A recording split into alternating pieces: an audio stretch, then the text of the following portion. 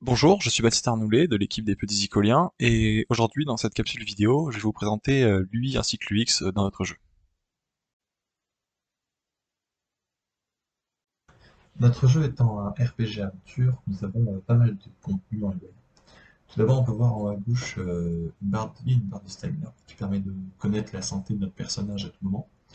Juste à côté, on a un icône pour savoir quel personnage nous jouons actuellement, puisque nous pouvons changer de personnage à tout moment de notre jeu. Et juste en dessous, nous avons deux carrés qui permettent de connaître l'état de nos attaques, savoir si elles sont en cooldown ou non. En bas à droite, nous avons également un inventaire, sur lequel je vais revenir un peu plus. En plus de cette game UI, nous avons un inventaire pour pouvoir visionner différents items. Ces items que nous pourrons récupérer, comme on peut le voir, via des trésors, des coffres au trésor, ou alors il y a des items qui sont directement posés sur la map. Ces items posés sur la map, on a pu mettre des petites particules jaunes pour pouvoir les différencier du décor.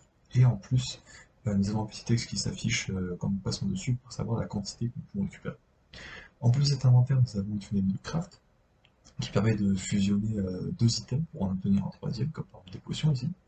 Et ces potions, donc, elles sont soit directement utilisables dans notre inventaire via un clic droit, soit directement utilisables dans l'inventaire rapide via une touche pour, un accès plus facile au combat.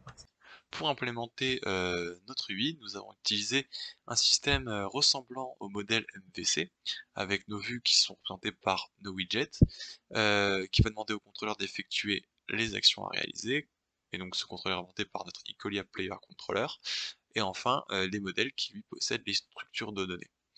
Un cas basique qui peut se passer dans notre jeu peut être par exemple l'utilisation d'un objet. NoWidget va capter que le joueur veut utiliser un objet, il va demander au contrôleur de réaliser l'action qu'il faut, et le contrôleur va, en réalisant l'action, mettre à jour le modèle, c'est-à-dire supprimer notre objet de l'inventaire et mettre à jour les statistiques du joueur. Et en retour, le contrôleur demande à la vue de se mettre à jour avec le modèle, le nouveau modèle. En plus de cela, nous avons une architecture hiérarchique pour nos HUD, où nous avons tout en haut notre Icolia HUD, qui est le HUD principal, c'est lui qui hérite de la classe AHUD du moteur Unreal. Et celui-ci en fait possède tous les HUD, tous les canvas qui vont eux-mêmes gérer leurs fenêtres de leur côté. Donc par exemple pour l'inventaire HUD, c'est lui qui gère donc le positionnement de l'inventaire, de la fenêtre d'inventaire, de la fenêtre de craft. Le game HUD, c'est lui qui va gérer le positionnement des barres de vie, de l'inventaire rapide en bas à droite, tout ce genre de choses. Nous avons d'autres HUD que ceux-ci, comme par exemple le HUD pour les quêtes ou encore le HUD pour la map. Merci d'avoir visualisé cette capsule vidéo sur lui de notre jeu. Si vous voulez plus d'informations sur le système inventaire et craft, vous pouvez voir ma deuxième capsule vidéo.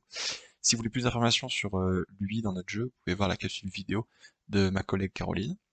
Enfin, si vous avez des questions, vous pouvez à tout moment les poser sur le serveur Discord dédié. Je ferai un plaisir de vous y répondre. Merci et bonne journée.